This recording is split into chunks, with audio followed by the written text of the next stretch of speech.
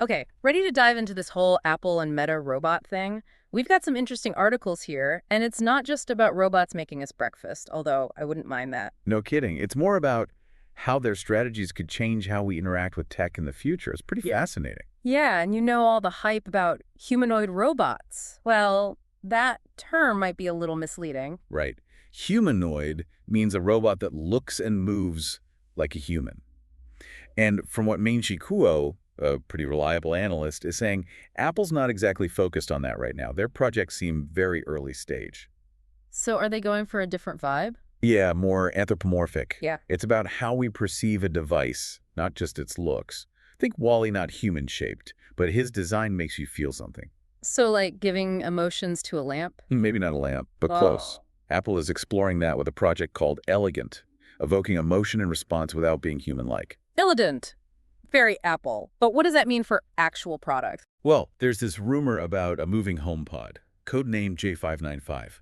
Imagine a HomePod with a robotic arm, an iPad screen, and it can move around. Like a robot DJ following you around? Not quite a DJ, but it could look at you during a FaceTime call, which fits Apple's style of user experience. Okay, that's kind of cool. But also, a moving camera in my house, that feels a little creepy, privacy-wise. For sure. It'll be interesting to see how they address that, especially with our whole brand being about design and user experience. This moving HomePod is a pretty big shift for them. Okay, so Apple's maybe making our homes a little more interactive, slowly but surely. But Meta, they seem to have a totally different plan. Yeah, instead of building robots themselves, they're focusing on the brains, the sensors, the AI, the software. Companies like Unitree Robotics and Figure AI are building the physical robots, and Meta wants to power them, So they're like the puppet masters. basically.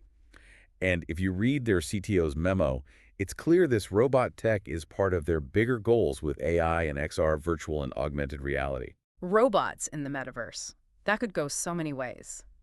Knowing Meta, it'll probably be cool and terrifying at the same time. Yeah, it's interesting. And based on their history, you could easily see them pushing for physical robot avatars controlled by our digital selves. Yeah. Imagine your robot self going to a meeting while you're in the metaverse. Okay, wait. I'm picturing my robot going to work while I'm in my PJs in the metaverse. That's a whole new level of blurring lines. Right. What happens to our identity when we have a physical robot representing us in the real world? Yeah, like we need a whole new set of rules for interacting with robots and each other through them. This is getting deep. It is. It's not just about tech. It's about how that tech changes how we live and interact with the world. It's big. So Apple's doing their thing, Meta's doing theirs, but it's not just them, right? There are a lot of companies jumping into this robot game. Oh, yeah, tons. Microsoft, Google, Amazon. Everybody wants a piece of this, plus all the research going on in universities and labs.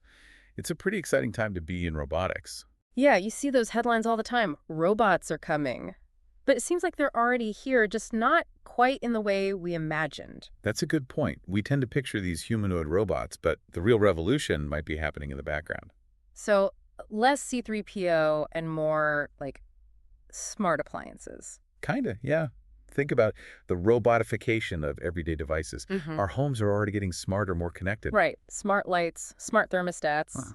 My coffee maker even connects to Wi-Fi now, which is not sure why that's necessary, but... But you see how it's all going in that direction, right? And the companies that are creating the best robots, the ones that integrate seamlessly into our lives, those are going to be the winners. So it's not just about building the coolest robots, it's about building the robots that people actually want to use. Exactly. It's about understanding human needs and desires and designing robots that meet those needs, which is why this whole fight for talent is so important. The talent war.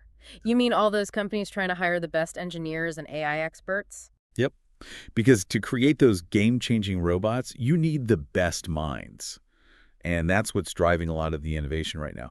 Companies are battling it out to attract top talent. It's like a robot brain drain almost.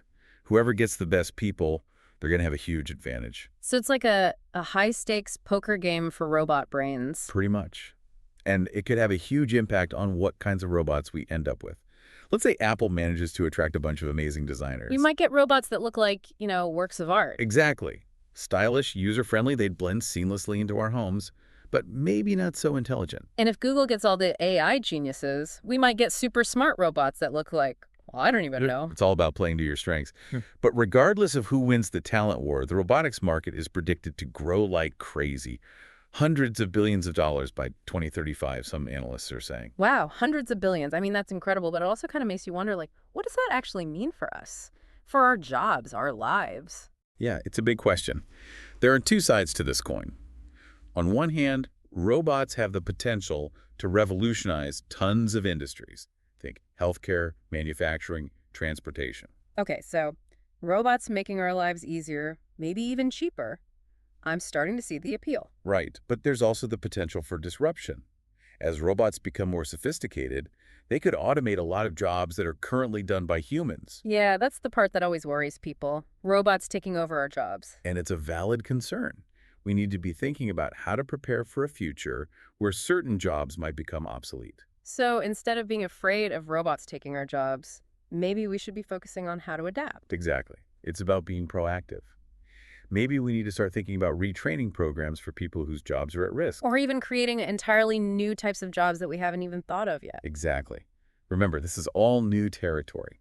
The future of work is going to look very different, and we need to be ready for that. That's a good point. But back to Apple and Meta, what are they doing about this whole job displacement thing? Have they said anything? They haven't been super specific, but it's worth looking at their overall philosophies. Yeah. Apple, for example, has a big focus on education. Right, all those everyone can code initiatives, so maybe they'd be more likely to offer training programs or something. It's possible. And then you have Meta, which is all about connecting people digitally. So maybe they'll focus on creating virtual workspaces where people can collaborate with robots remotely. So instead of being replaced by robots, we might end up working alongside them, but from the comfort of our own homes. That's an interesting thought. It is, isn't it? Ah. And it highlights how important it is to be thinking about the social implications of these technologies. Mm-hmm. It's not just about building cool robots. It's about building a future where robots and humans can coexist in a way that benefits everyone. Right. It's like we're not just building robots, we're building a whole new way of life. And we need to make sure it's a good one. But, you know, we've been talking about humanoid robots this whole time, and I'm just thinking, isn't there a whole other side to this robot revolution? Like, what about robots that aren't trying to look or act human at all? Yeah, I know what you mean. We tend to get caught up in that image of the humanoid robot, but Yeah. the truth is, the biggest impact might actually come from the robotification of everyday devices. Okay, so we've talked about Apple wanting to make our homes a little more robotic, Meta wanting to build robot brains, and how everybody's fighting over the best robotics people.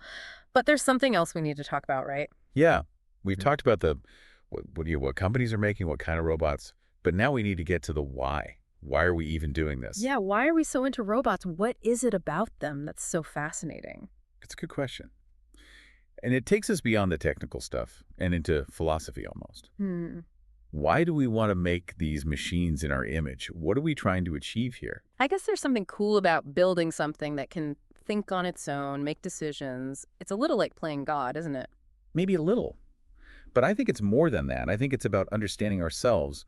When we build robots, we're kind of reverse engineering the human mind, aren't we? Asking questions like, what is consciousness? Can we put that in a machine? So it's like looking in a mirror, trying to figure out what makes us human by building something that's almost human? Yeah, exactly. And the closer we get to making robots that are really smart, the harder those questions get. Like, if a robot can learn and feel things, is it still just a machine? Where do we draw the line? It gets pretty mind-bending. What about robots having rights? Do we owe them anything? What happens when they're so smart we can't tell the difference anymore? Right. And then you bring in Meta, wanting to connect our digital selves with robots. What does that do to our identity if we can basically exist in two places at once? We're talking about creating something totally new. It's not human, but it's not just a machine either. We don't even have the words for it yet. And that's what's so exciting about this whole thing. It's not just tech. It's about pushing the limits of what's possible. What does it even mean to be human? It makes you question everything. So it's much bigger than just robots taking our jobs or becoming, evil overlords. Way bigger.